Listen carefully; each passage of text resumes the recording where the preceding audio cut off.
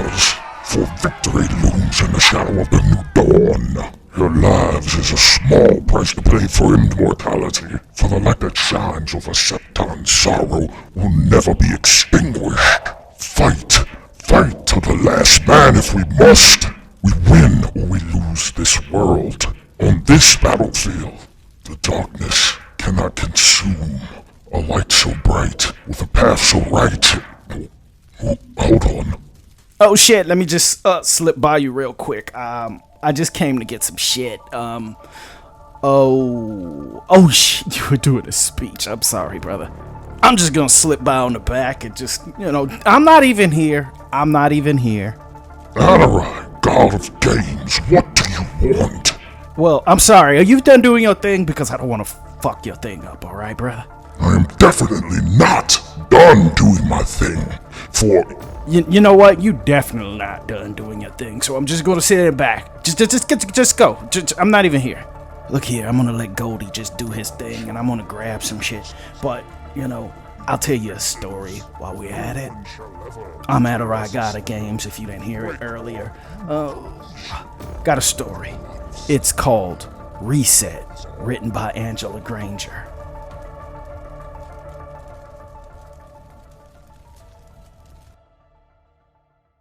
At the moment I first saw her, I realized why everyone has a certain level of deference for death.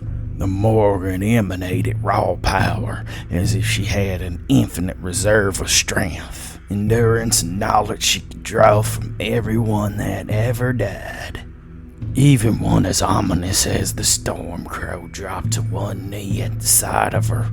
But me, I was still carrying my wife, but I pulled Vera's body closer to me and took a few steps back in reverence. Like the Storm Crow, the Morgan was taller than any human I'd ever seen, but their styles were different. The Harbinger of Death wore a black hooded cloak over black and gray clothes, and except for an elaborate blackbird mask covering their face, there wasn't much else to say to describe it.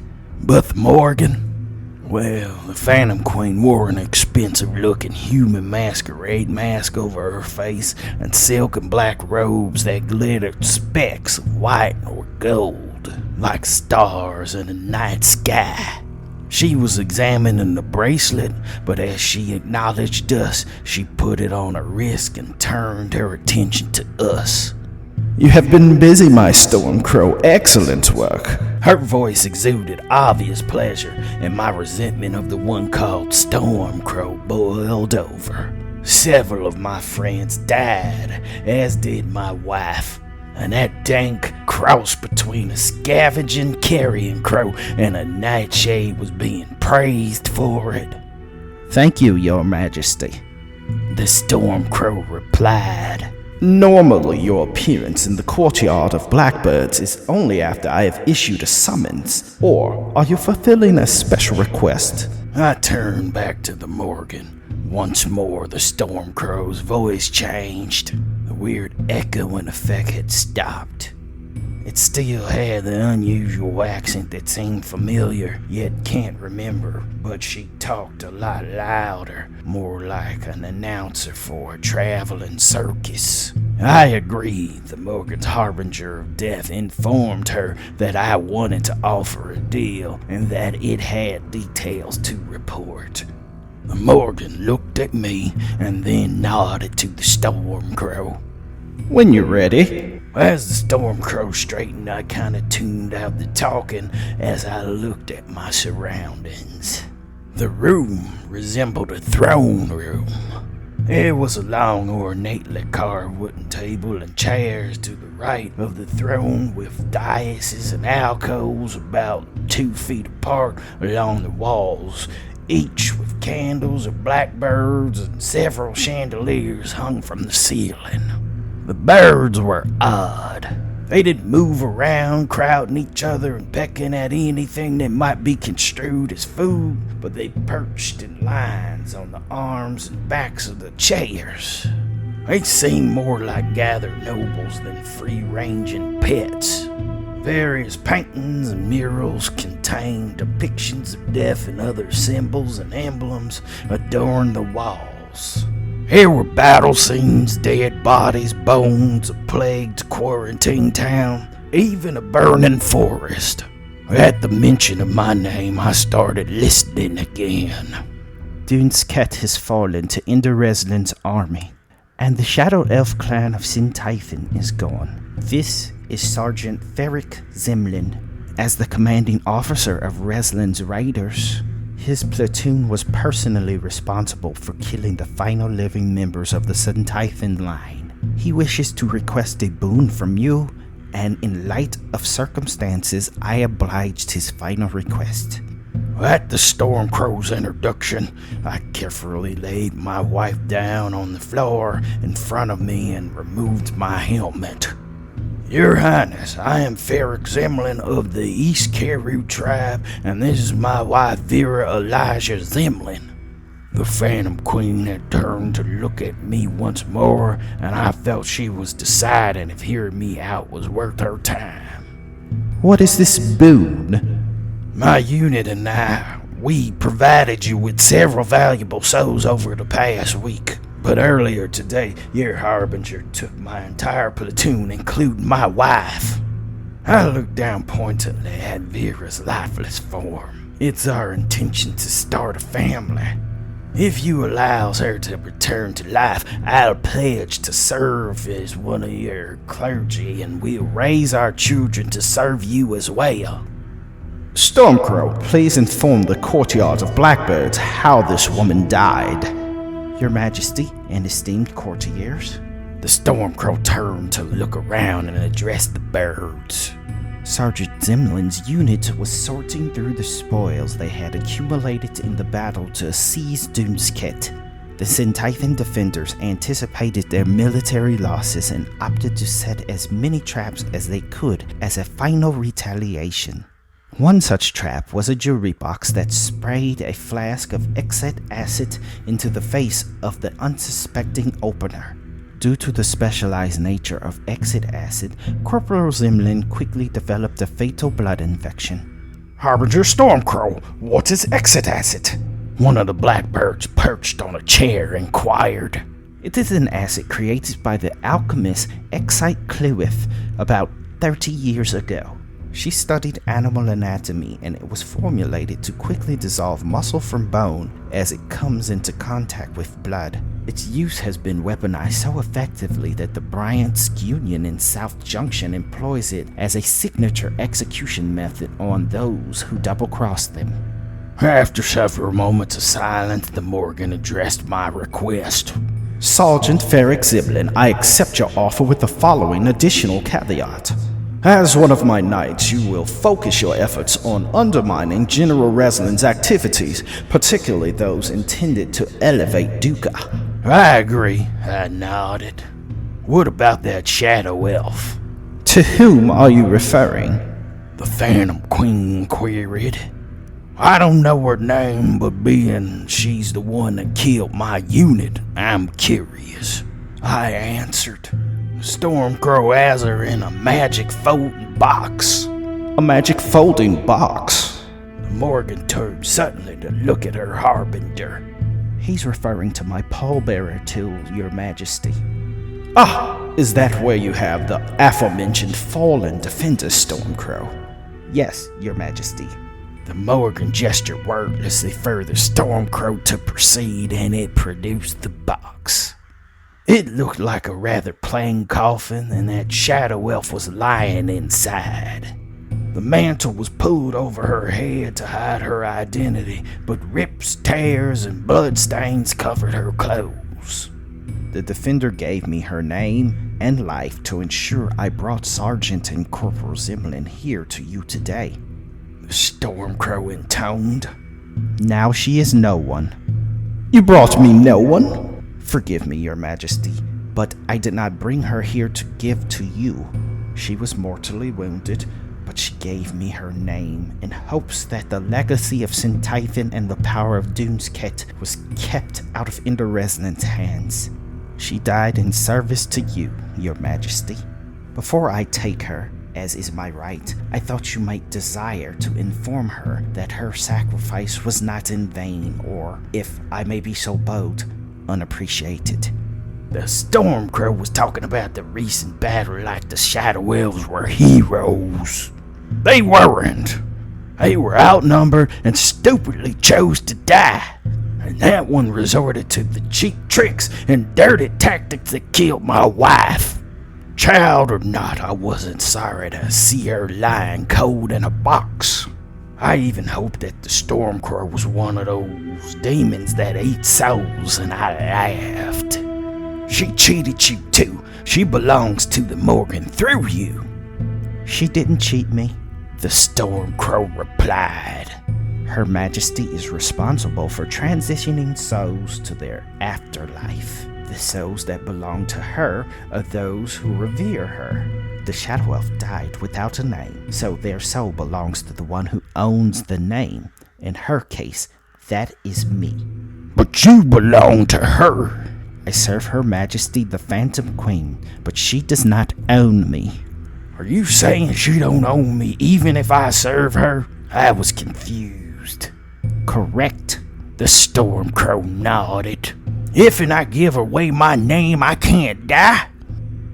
All living things die eventually. The birds lying in the room spoke in unison. No. The Stormcrow shook its head. Giving away your name gives that person power over you. Even death cannot always block, but it doesn't make you immortal. The Morgan decided to speak at this point. When someone dies, my agents typically bring their soul to my presence. I take their names to ensure they can arrive in the domain of their patron deity or deities. If you make deals or traffic with other entities capable of using the power of names independently, like the Stormcrow, that transference can be disrupted or prevented, and in some cases even temporarily drawn out of one's afterlife. What are you gonna do with that one? I asked the Phantom Queen, thinking it was just fancy wording to explain why some come back from the dead and others don't. You are already informed that she belongs to the Stormcrow now. Morgan replied in a tone which indicated that was all she would say on the subject. When will you eat her, Stormcrow? I asked, only half joking. Some measure of the assembled blackbirds cawed as if amused by my remark and smiled till I felt a sudden chill on my face and pain shoot through my left leg. Awaken, Vera Elijah Zinlam! The Morgan's command echoed through the room, and the birds repeated in unison, Awaken! Vera stirred and opened her eyes. She was battered and covered in blood. Her clothes were damaged and discolored. But she was alive once more, and I embraced her and helped her to sit. Though she returned my hug, Vera seemed disoriented or distracted by something else. Stormcrow, please escort my newest postulates to the Church of Gathered Ravens for instruction by Deacon Ginna Oakshire, and return to my presence once your attendant's tasks are completed. Yes, Your Majesty. The Stormcrow bowed and went to collect the Shadow Elf. Please leave the children here for now. The Stormcrow nodded once and gestured as if riding in midair. A few snowflakes and inky black lines appeared and promptly vanished as a red wool blanket materialized in their hands, and they wrapped it around the inert Shadow Elf still lying in the coffin. She don't feel cold no more. Shush, Vera said in a hushed whisper. Approach me, please. The Stormcrow gestured for me and Vera to come closer. I am intimately familiar with the area to where I am about to teleport you, but I do not like to needlessly expend magic required for the trip. I took Vera's hand as we approached the Stormcrow. I asked her softly in the goblin tongue if she needed anything as the Stormcrow knelt down to start writing magic letters on the ground. No, but we're gonna have some noticeable scars. Vera replied in Goblin but stared at my face, but the moment she realized the Stormcrow was formally spellcasting, her attention was reverted. Do you know how to create circles of teleportation? Vera inquired. She talked slowly, and I could tell she was deliberately trying to hide her accent. Yes. The Stormcrow replied. Are you a wizard? How's it function? What type of magic are used? It is of the fields of transmutation and translocation, because it converts material matter to energy, moves it, and turns it back to material matter. I temporarily inscribe a description of the location I will be taking you. The Stormcrow explained even as it continued riding. The symbols connect to the location and will channel enough eldritch power to transform us into energy and pull us to the interconnected location, and then reform us. The darkness from the corners of the room edged closer and surrounded us. For a moment there was a flash of colors: orange, red, green, brown, and white. Suddenly we were standing in a teleportation circle carved on a wooden platform. Vera immediately started to examine the details of the teleportation circle. Is this circle permanent? Vera asked. Yes, Miss Zimlin. I engraved it myself at the request of Deacon Oakenshire. A few minutes later, a halfling woman dressed in black and white robes and had streaks of gray in her reddish-brown hair appeared in the doorway at the other end of the room. At the sight of the Morgan's harbinger, she rushed forward. Greetings, Deacon Oakenshire. The Stormcrow bowed, which did nothing to cut the halfling's charge short. She merely barreled into the Stormcrow's legs. As it straightened, the halfling reached up and grabbed the middle of its black and gray overshirt and tugged to signal it to bend down. Just give me a bear hug already. The Stormcrow lowered to their knees and wrapped both arms around the halfling and stood up, easily lifting the priestess from the ground, with the latter growling in an eerie imitation of a bear before being set down. I received an augury informing me to expect your arrival. The priestess looked pointedly at me and Vera. My name is Jenna Oakenshire. I'm the deacon of the Church of Gathered Ravens. Her most revered majesty, Morgan, the Phantom Queen, has directed me to induct you both into the process of ordination as her clerics. You have met the Stormcrow, a death harbinger in service to the Sovereign of Corbins, who you will see here occasionally, and today will witness and report your initial oath of fealty taken today. Wait, we're joining an order? Today? I asked, utterly shocked. No, you're merely pledging a life of service to certain objectives aligned to the Morgan as per your agreement. If you change your mind, the Stormcrow will escort you back. It is a heavy responsibility. Death itself may be preferable. I said I would already, I grumbled. I prefer to never have to see the Stormcrow again. Stop being an ass, Ferak, Vera said tersely. The Stormcrow is just doing her job. It's a demon, and its job as the Morgan slave is to do what it's told to do. A harbinger is emphatically not a demon or slave. A halfling interjected. Furthermore, Her Majesty the Phantom Queen doesn't deal or work with abyssal demons and hell devils outside of her formal divine charge. The Stormcrow had yet to respond to any of my attempts to provoke it, so I asked another question. Is it true you have to die or nearly die to join the Morgan's church? No, but most who have answered her call had a personal experience with death that changed their conception of it. How did you die? Well, and now damned in the literal sense, Shadow Elf used traps and acids to kill my unit, including my wife Vera here. And the Morgan Stormcrow came and took us to talk to the Phantom Queen, and I made a deal to return her to life. I beamed and pointed at Vera with my hand extended, but I was the only one not killed, I explained. You were gravely injured, poisoned, and died from lack of treatment. The Stormcrow corrected. Nap, I wasn't, I countered. The Shadow Elf slashed his leg using a poisoned blade. That particular weapon was carried in a sheath that coats the blade with a slow-acting hemotoxin that causes the blood to congeal around your heart.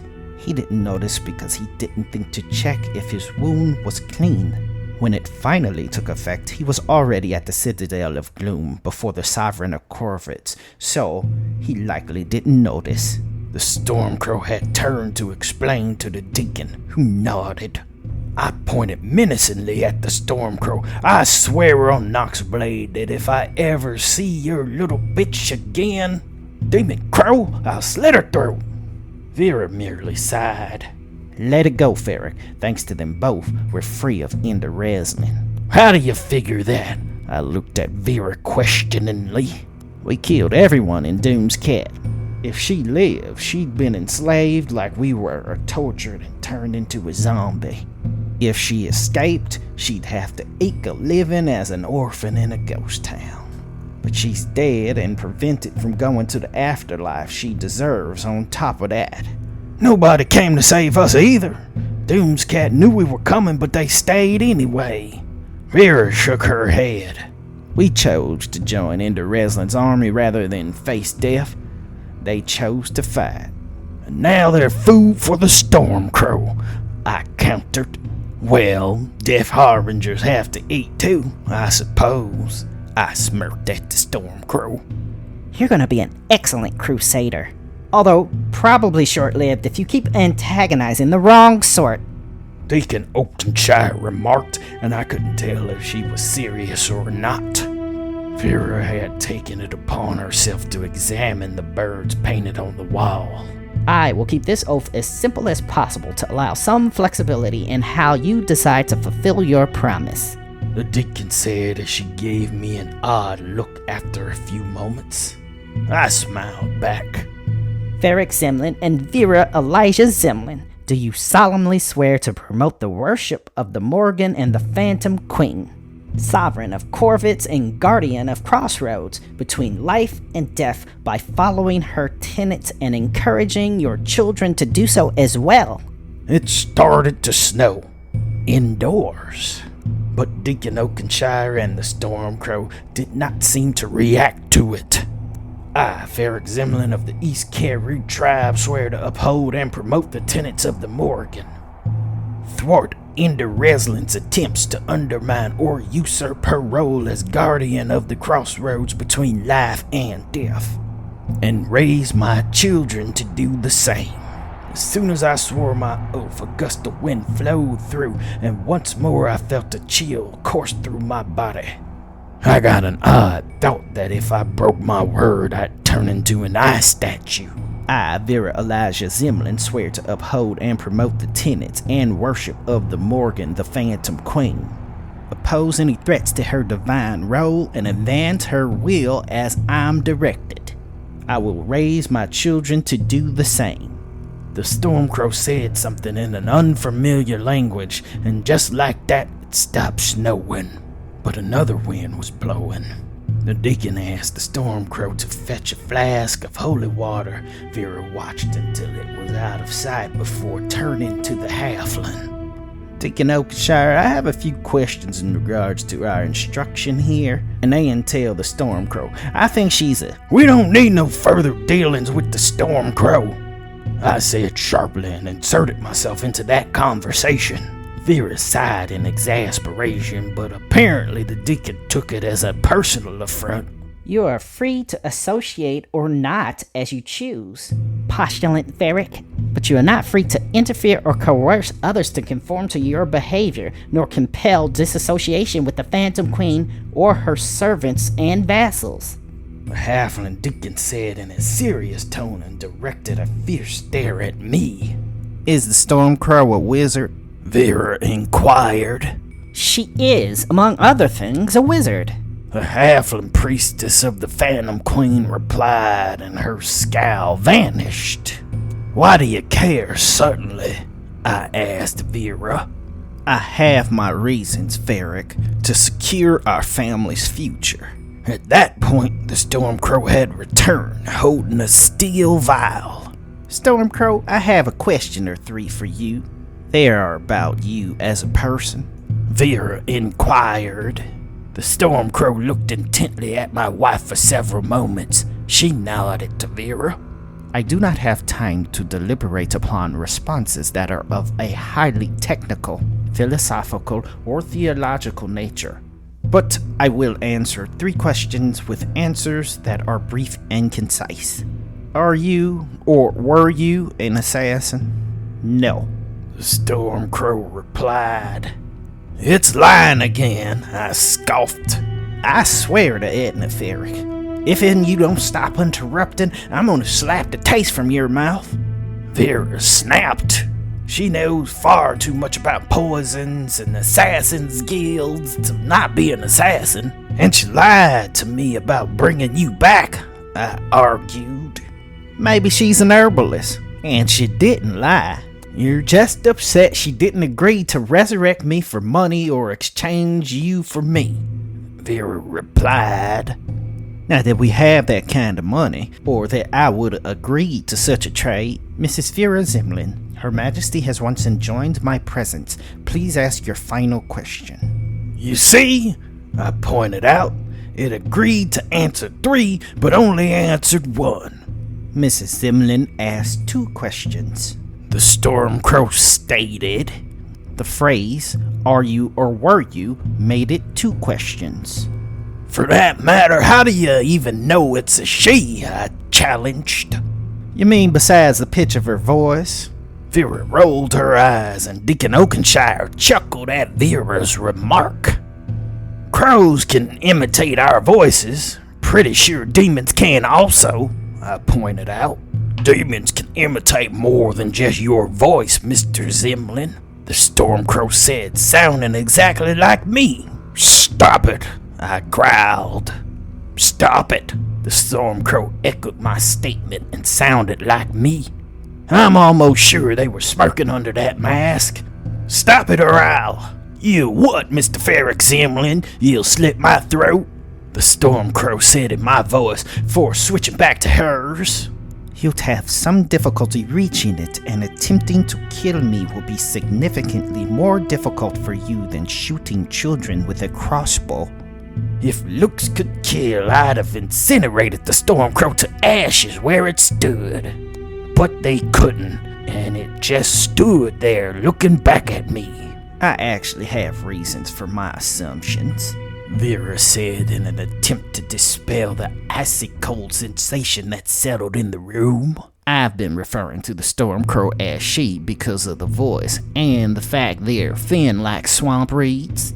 Not much in the way of visible strength. And if she was a he would have corrected me by now.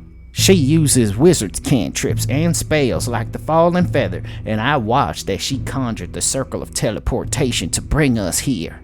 Her spellcasting technique is too methodical for a sorcerer, Vera replied. Only very powerful spellcasters can teleport multiple times like that, with certain extraplanar creatures.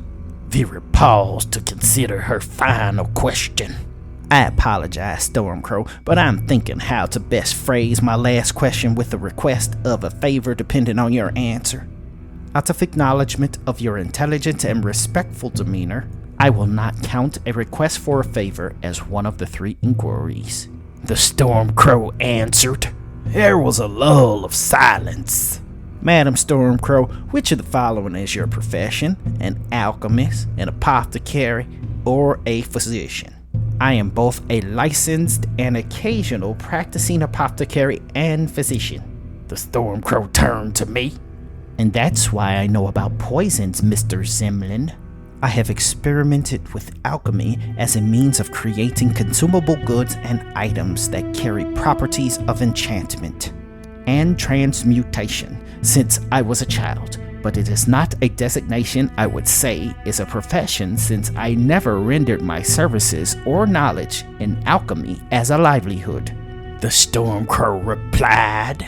As my request for a favor, would you accept me as your apprentice in any or all of those occupations? What? I stared in surprise at Vera. Did you not learn a suitable trade with your mentor in the art arcane? The Stormcrow inquired after another pause. I learned cooking, leatherworking, and riverboat navigation, Vera answered. Those are all respectable trades one can engage to make a comfortable living, the Stormcrow remarked. True, but they are not very good skills to facilitate magical research. Vera, we just pledged service to the Morgan, I interjected. You can't apprentice yourself to that thing as well? If we are to effectively undermine Ender Reslin's agenda, we will need better magical equipment. I need additional skills and more powerful spells to make them. I would prefer a wizard because they are the best spellcasting teachers. You will be better served with a more thorough understanding of the theosophical outlook of the Phantom Queen and those entities who... The Stormcrow interjected. Shut your beak, Stormcrow. This is a family matter and none of your business, I snarled. I didn't realize until moments later that she had actually expressed my own concerns, but I wasn't apologizing to the thing who got us in this predicament. Stop speaking for me as if I'm not here, Ferak, Vera said angrily. I'm not your subordinate officer. I'm your wife. I get the Stormcrow is intimidating on a spiritual level, and you resent she didn't give you what you want on a silver platter, but your attitude towards the one who facilitated our escape from slavery to a monster worse than her is beyond obnoxious, and is going to alienate us both from people who's to be our allies and who can help us fulfill our promise. Her Majesty the Phantom Queen directed me to bring you and your husband to learn from Deacon Jenna Oakenshire, as opposed to Chizanti Nevernail Scalecracker or Murder Master Bruce Clagpool. I will not interfere with what the Sovereign of Corvids wishes for you to learn. In 6 months, I'll... Just tell her no and go already, I snapped. I finally got an emotional reaction from the Stormcrow. Excuse me a moment, Mrs. Zimlin, the Stormcrow said before turning to face me. You've been asked repeatedly to cease speaking on others' behalf without their consent, and you have disregarded it. I am not asking, I am informing you that your voice in any agreement I make with Vera Elijah Zimlin is unwelcome, and the next time you offer your unsolicited voice into my affairs, I shall take it from you. You better watch yourself, postulant, Deacon Oakenshire warned. You've opened the door to a house where you do not want to enter uninvited. I'm not going to sit by and let you lead her on with false promises. 6 months may as well be 6 years, I pointed at her accusingly. Indeed, 6 months ago, you would have mocked anyone who told you that 6 months later, your wife would contract a fatal blood infection from a poorly disabled trap, and your heart would be liquefied by a child whose family had ruled Doonscat for over 600 years that you slaughtered less than 6 hours previous. 6 months from now, your wife may be in the final trimester of giving birth, even as you are formally initiated as clergy of the Phantom Queen. And 6 years from now, you could be the sire of 6 children. They are all infinitesimally small amounts of time from my perspective. Yet so many things, both great and trivial, can happen within any of those windows of time. We tried to flee death and brought it to countless other innocent people instead. Vera broke down into tears and slumped down to the floor. If we hadn't, we'd be dead, and someone else would have done it anyhow. I turned from the Stormcrow to sit beside Vera and put my arm around her to console her. Someone who would have helped some people to slip away with stuff Fish wanted or intel reports for Maddox's commanders. I don't know if it will be much of a consolation, but Mr. Ferak Zinlam is correct. There is no shortage of people willing to help someone they despise rather than face imminent death. Deacon Oakenshire poked the Stormcrow in her arm. The Morgan has requested that I remind you of your assigned tasks. I watched the Stormcrow offer the steel vial to the Deacon, but she refused it. Exxon has said that you are to give that to someone named Region and asked me to tell you you benefit if you indulge him. The halfling looked confused about the message, and the harbinger of death merely nodded and looked over to us. Mr. and Mrs. Zinlam, today has been an interesting detour in my usual duties to Her Majesty. Good luck in your new life. Vera Elijah Zinlam, I shall revisit you in 6 months from now with a response to your request. The shadows coalesced around the Stormcrow, and after another blast of winter wind, the humanoid form of the Stormcrow transformed into the silhouette of a crow and vanished. "Good riddance," I muttered as I turned my attention to Vera. "You never told me you know how to pilot a steamboat." You never asked if I could, Vera replied with a sly smirk.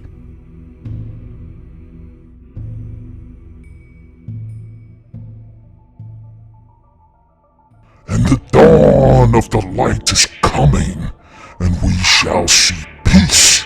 When all other lights fail, look to the light that lights your soul. Nothing is stronger than the unity and bonds of our hearts. We finished this whole story and dude is still telling his speech. We're as lucky that his men don't just off themselves and run out into the battle and end that shit. God damn, that's a long speech. Hope you guys liked the story though. I mean, it was another Anara story, but it was another main character, telling the story. New character, who this?